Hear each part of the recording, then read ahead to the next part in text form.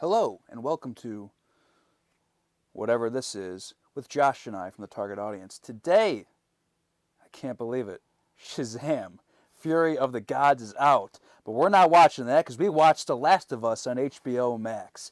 Now, if you don't know, I played both games, beat them, loved them. Josh has not only never played it, knows nothing about it, very little about it. So what we're going to do today is talk about it. Josh, tell me about your overall experience watching The Last of Us for the first time. Yeah, I would say, as you already said, not knowing anything really about the game's story or playing the games, I was vaguely aware of the games. I knew they existed. Going into the show, I was very surprised by how the story went, what the story is about, what the characters interact with and run into, and it did make me pretty curious as to how that plays out in the games because I've never played them. We will be doing full spoilers for the show and, if necessary, maybe some game spoilers too. So just be aware of that. But the full series is available on HBO Max, and there are some things that I didn't like, and there were a lot of things I liked. But I think just overall, it was good. I liked it. I'm ready to dive in deep though. I have a lot of thoughts about it. Yeah, for me overall, I liked it a lot, but also I wasn't really surprised at anything because of how faithful to the game it actually is. It's like, oh Okay. my god, like there's so many moments in this game, especially with the set design of how everything looks. I'm like, it literally looks like they just cut and paste Pedro Pascal and Bella Ram and just put them in the actual game. Wow. It feels like they're there. Like this is probably the best video game adaptation ever. Like especially the most accurate and faithful, and if not, making it almost a little bit better. Yeah, I think watching it, I already knew I was like, it's gonna be so difficult to like judge this show. When it comes to the things that I did have problems with because I don't know, like you said, how faithful it was to the games, and now hearing that it is that faithful, it makes me like kind of like, oh, well, anything I criticize, the comeback can be, well, that's how it was in the games, and it's like, okay, that's neat, but like when you adapt something, you sometimes have to change stuff. I do know you can confirm this, I guess. I was told before watching the show as it was coming out because I did not watch it weekly. I watched it this week for this video, the whole thing. So, episode 3, the Nick Offerman episode, that has nothing to do with the game, right? Those Oh no, characters are not in the game. they are, Oh, but okay. they're complete. All actually, only one of them is, and it's completely different. Like it might be hinted. It's hinted a little bit. Like some scenes from the game are the exact same. Like when they're riding in the truck and Ellie finds like the. Light on the reading, but it has some interesting Oh, pictures. no. Put that back. That's not for kids. How do Ellie, you even walk around with that thing? please get rid of it. Nick Offerman's character in the game is just a complete crazy asshole. So it's not 100% faithful, but Not 100% was that the faithful. only episode where they radically changed something? Because I remember just hearing dialogue when that episode came out about people being worried about it being faithful. There are a lot of changes, but also there's a lot of things that are just like added on. Okay. Like remember in the beginning where it's like Tess, she said she got a black eye from those two guys, but it's Yeah. because they're talking about that car battery, Yeah. and it's like there's a reason for that. But like in the game, it's literally a throwaway line. Like, what happened to your eye? Like, oh, I got jumped by two guys, and they just move on. Like they expand on so much more. Because I was vaguely familiar with the game, I knew that Ellie was immune from whatever was going on and that she was going to end up with Joel to travel somewhere. So I was, even though I didn't play the games, I was kind of going along with the motions for the first episode. But I got to admit, Bella Ramsey took a long time for me to get warm up to. I mean, I don't know how much was her performance and how much was the writing. I also don't know how much Ellie is like that in the game. But like, talk about unlikable and hard to root for a lot of the episodes. I'm like, God, can you just stop? We also don't have any kids, and we don't like kids, so that can play into it too. But no, Ellie was a lot more likable in the game. Like Okay. she wasn't that fucking Yeah. She was still like, oh my god, holy shit, an innocent kid at a lot of parts. Okay. Like in that, I felt like they made Bella Ramsey take it a little bit too far in some cases. Mm-hmm. And also, the relationship with Joel, like in the video game, it develops very naturally, progressively, where they were on the same page. It took them a while, but I felt like in this show, just overall, like they just never, it never came together right. I agree with you. I did like, my favorite part of their relationship is in those middle episodes once they're on the journey alone, those little nighttime chats that they would have when like they go through all that shit all day and then they're going to sleep and like Ellie will tell jokes out of the book, and they actually start to warm up to each other. And I liked the fact that they did it multiple times because it wasn't repetitive. It started to become something I looked forward to as part of the show. But the relationship as a whole, I agree. I totally understand why Joel would be standoffish, in the beginning of the series, but at the end, I just didn't like the ending. Like I just didn't like what he ends up doing. And then when he, takes her and they're walking at the end and he starts like talking about his daughter, it was like almost in a creepy sense. Like he's made the unilateral decision, like, you are now the stand-in for my daughter and I'm just going to talk about how much I loved my daughter.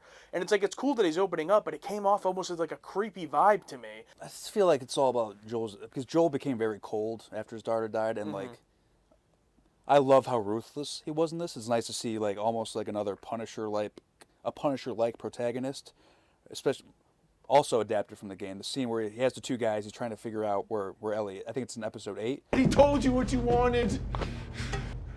I ain't telling you shit. It's okay. No. I believe him. No. I was really worried about Pedro as Joel. I'm like, I don't know if it's gonna work, but it's like in the beginning, his accent, he sounded just like the Mandalorian, which kind of threw me for a loop. And he's also taking another kid that's not his. Yeah. Like, same character almost. But as it went along, it really grew into it. But yeah, it's tough because he could have saved the world, but he chose like he didn't choose humanity. He like chose like a relationship when he's been so cold to her the entire time. Of course, it's like you could have saved the world, but it's like, eh. I agree with you about Pedro Pascal. I was also worried, not even from playing the games, but worried because he's like a guy now. And I thought one of the reasons I was like turned off from watching the show at first was like, okay, well, I'm just going to see him as Pedro Pascal. Like, I'm not even going to be able to buy into it. I was dead wrong. Like, I bought into it immediately. Like, he was Joel to me. It didn't even matter that he was Pedro Pascal. And, that just shows how great of an actor he is. That's like, it doesn't matter that he's the Mandalorian and now one of the most famous actors like in the world. It's like he still just goes right into the character. And I loved the opening of the show, showing how it kind of got started with his daughter. Me not knowing the story, of course I'm gonna assume the daughter got turned into a zombie. But no, the fact that she just gets shot, by the government. By the military, I was yeah. like, oh my god, I didn't expect that at all. But how about the worst character, Marlene? You thought she was the worst character? Oh yeah, it's like she takes her best friend's kid, dumps him off in Fedra, and then tries to like steal her back to go down and make a cure and like sacrifice her without telling Ellie. It's like, you suck. Yeah. But really quick, I hate babies crying, but that scene, who plays her mother, is the actual voice actress for original Ellie. Okay, yeah. So she's like giving birth to herself and then her next version of her character. That's a nice connection. Yeah, she did look familiar, but yeah, that's cool. So here, this might be controversial, dude. I'm on the Firefly's side. I mean, you have to, it's kind of like the Infinity War Captain America. We don't trade lives, Vision. But it's like, I don't agree with that either. It's like, she's a child, so she can't like consent. The only thing I would like somewhat maybe agree to is like, okay, well, we have to at least wait for her to become an adult and make that decision. But it's like, how many people are dying in the meantime? And then like the fact that she said not only could they fix it, but it could even be a cure to turn back the people, which I don't know what kind of quality of life that would be. But I mean, there has to be a point where, in my opinion, this is again going into the Joel thing, I don't think he did that for Ellie. He did that for himself. And it just came off to me as like, I know he cares about Ellie or whatever, but it came off to me as more of a selfish, I already lost my daughter. Now I finally found someone who feels like my daughter. I'm not going to lose her again, rather than, oh, I'm saving Ellie. And I think that's proven a little bit by when Marlene is like, this isn't about me, this is about you. This is, what would Ellie decide? And in that moment, I think Joel knows Ellie would probably decide to do it. And that's why he lies to her at the end. Yeah. If he didn't bring up his daughter so much after the fact, I don't think it'd be as creepy. But the fact that you'd like her a lot, I think it's like, enough. It's like, I wanted the relationship between you two. Also, that same thing where it just never felt like right on the same page between those two. But what do you think about that? The whole Fireflies plot and with Ellie, what they wanted to do? I mean, it's obvious. I mean, throughout the show, we see what organized government, or the military take, and very realistic in terms of an apocalypse. If like the military government took over, like all these set, like 6 a.m. to 6 p.m. curfew, just everything super regulated, rations, and it'd be horrible. But then in episodes like 4 and 5, the main like evil lady there who was in Perks of Being a Wallflower. She was Yes. she was the aunt. Yeah, they take over, but they're also pretty ruthless. So it's also like that whole those 2 episodes, like all that was just added in for the show. Oh, okay. Like Sam wasn't even deaf in the game. Oh, okay. Yeah, they made him deaf for this. I'm like, I love all the the sign language. There's a great scene in the Dahmer show where there's 3 people, an entire scene, of just nothing but sign language. And I'm like, oh, that's pretty neat, and it's nice to see that in something like this, just to make it interesting. But yeah, like all of that, the whole QZ and him like being a rat, like all that just added in. It's like, holy shit, they really added in a lot. While you bring that up, I think that brings me to what is my biggest problem with the show, which, again, I like the show overall, but my biggest problem with it, I have kind of like a short list of things that are pet peeves for me when it comes to TV shows and movies. This show was able to do, like, a lot of them. First one being, with shows like this, I talked about this a little bit when we were watching the first season of The Walking Dead. If you present a show to me where for the first few episodes, especially like a post-apocalyptic isolationist show, first few episodes, I'm just following these main characters, and you get me interested in your journey. Don't then switch and just take me to another character for a full episode. It's like, I don't care. You already invested me in this. Find a way to bring that character in and then meld it with this story. And when that woman popped up and her whole group, I felt that way at first. And I was like, I'm really not, but she's a great actress. I've seen her in other stuff too, and she's great. And the way that story ended up going, and the fact that it was only 2 episodes and they got cut off because of that scene where they all died, I got really invested in that. And I also loved the unfortunate death scene of Sam and Henry, and how, when he first shows Ellie his bite and then Ellie's like trying to fix it, I'm thinking in my head, cliche, they're going to wake up, he's going to be fine, she's going to be afraid to tell Joel because she doesn't want to, be weird about it. But no, when they wake up and he still did turn, and then his brother shoots him in the head and then shoots himself, that might have been my favorite sequence of the show. Like, that really hit me, and I loved that. Yeah, very similar to the game, but in the game, Ellie didn't know that he was bit. So she doesn't try to fix him or heal him? Oh, okay. No, that didn't happen. But Well, I love that they added that then, because it really adds an emotional layer to and it. show it's like not that easy. Yeah. You can't just rub blood and like that works.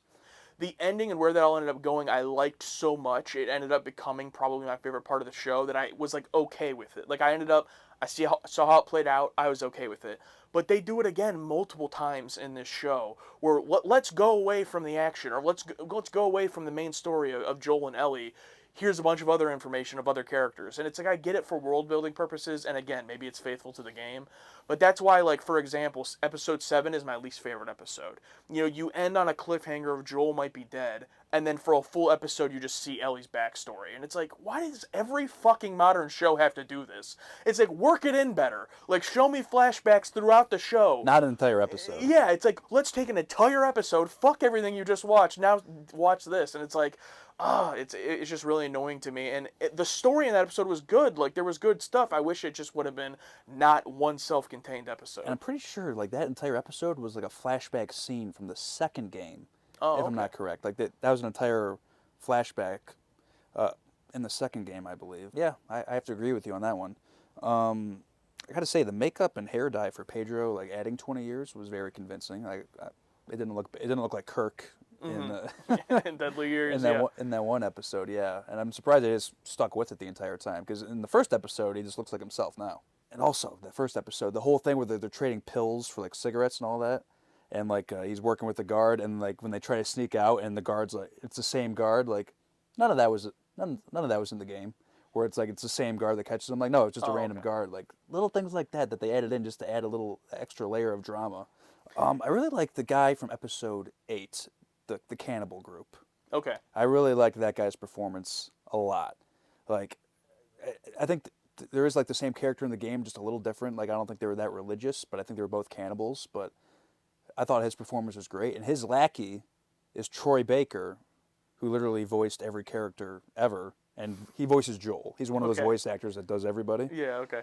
And also in episodes 4 and 5, one of the lackeys with like the long silver hair, he voices Tommy from the game. So like very nice for like the writer to like bring his friends in to play some people in the game. Or play some people in the show. All that's great. I just feel like episodes 8, when Ellie finally snaps and like cuts him up, I felt like that would have been much more effective if Ellie was more childlike in Throughout the the beginning. show? Like she still like in the game early on, she still drops a lot of F-bombs and shit, and it is a little tough and a little ridiculous, but it just too early on. She was too hard.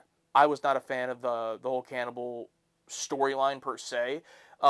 Great performances, but the whole thing again, I was just like, why are we like you know getting off here? It's like it's only a 9-episode show, and it just didn't. This is just like a personal preference thing. It just didn't interest me. Like the whole time, I'm like, I'm not that interested. I think the biggest problem is Joel is incapacitated for episode 7 and most of 8. When he does come back at 8 though and start wrecking shit, that's good. But I don't think, unfortunately, the character of Ellie or Bella Ramsey could just really carry the show. Like those 2 episodes were by far my least favorite, and once he was back, I was like, all right, here we go. Let's finish the show strong. He was down for a little bit too long. Yeah, I think. maybe make that 1 episode, like the flashback of episode 7, and then the whole cannibal storyline with Ellie and before Joel comes back in episode 8. That could probably have been 1 episode. Flashback with Ellie being innocent in front of their friend, intercut with like Ellie, becoming tough and killing this guy. Like I think that'd be a very nice contrast from where she's come from and where she is now. And just to reiterate, it wasn't bad. Okay, like I'm just comparing it to 5 excellent episodes, or 6 excellent episodes. It's like it was just like, it just felt a little bit like, okay. Hey, sorry, 1 second. Do you mind if I use the bathroom? Oh yeah, it's right in there. Just go ahead. Cool, thank you. No problem.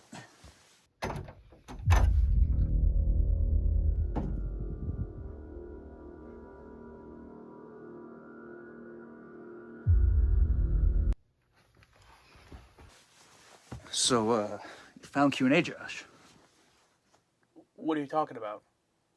Q&A, Josh. He's sitting right in there. Oh yeah. I found Q&A, Josh. Yeah. Did he say anything to you? No, he's turned off. Okay. Good.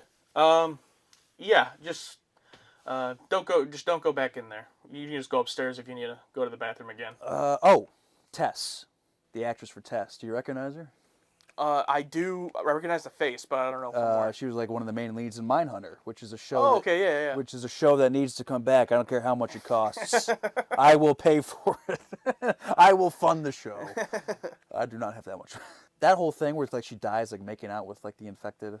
In the game she's like, I'm gonna stay behind and fight off Fedra hunting us. Go and. But I gotta say the makeup and special effects for the infected was incredible, like very much like the game. And I was thinking like, there's not a lot of them in this, but playing the game, I was also playing the game back while watching the show just to kind of compare and contrast. I didn't get to finish the game. I'm like, you know what? I'm going to speed run the game. I'm not going to search every nook and cranny for bullets and I literally did that. I literally You can't help yourself. I literally went in I couldn't help myself. I went in every room. And I wish there was little like jokes like that in the game. There's sound effects from the game that are in the show. I think I'm like, oh, that's cool. Like if I saw Joel checking every drawer, there's a lot of scenes where you use a ladder in the game, and there was like 2 scenes where they used a ladder in the show. I'm like, oh, that's cool. I don't think the whole thing about global warming, like the very beginning of the show, like the talk show, like that wasn't in the game. And like I don't think in the game, someone correct me if I'm wrong, but the whole global warming thing, like I don't think that was it. What did global warming have to do with it? In the beginning, it's like, oh, these fungi, like the temperature like raises. Let's say it raises like a fraction of a degree it could cut. So I'm like, oh, of course, everything's about global warming. Oh yeah, I guess when I watched that, because I don't know the story, that didn't register as much with me because I didn't know what it led to or anything. I just figured, oh, they're just talking about diseases. Okay. Yeah. As soon as if something's raised a fraction of a degree, I'm like, why is everything? I get it. Yeah. I get it. We talked about it a little bit, but I want to talk more about the Nick Offerman stuff because, as someone who didn't play the game, I mean, you tell me as somebody who played the game, but like for me, that also was one of my favorite parts of the show. Oh yeah, it was fantastic. And Nick Offerman, of course, is great. But also too, every single show or anything that has to be emotional has to play the fucking Claire de Lune in the Nature of Daylight song. Na, na, na, Yep. Arrival, Shutter Island, this. It's like as soon as that starts playing, I'm like, of course, you got me. Come on. Oh yeah, I teared up. I did. Yeah, it got me.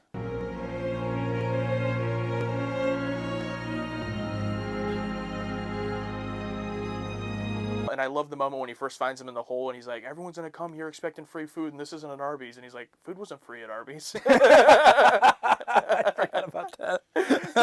that was definitely one of my big laugh out loud moments watching the show. That was great. This is like a good example of how to do a progressive storyline, but also have self-contained episodic storyline. Like, Yes. this is where they figured it out. I feel like they finally got it. And it took, maybe that's how the video game is as well, where it's like same thing. There's a lot of stuff that it's just like, this is like a big episode arc in the video game. And it literally in the video game, it'll say spring, that'll time cut the fall. And it's like, oh, now we're going into this arc. I feel like this show finally got it. Ellie being born while the mother was bit, like that wasn't in the game at all. What? Yeah, no. But that's like the whole explanation of how she's immune. Yeah, it's just There's no explanation in the game. not that I remember. No. Do they still want to kill her for her brain or whatever in the game? Oh yeah, like that whole ending was 100% accurate. But they just didn't know why she was immune.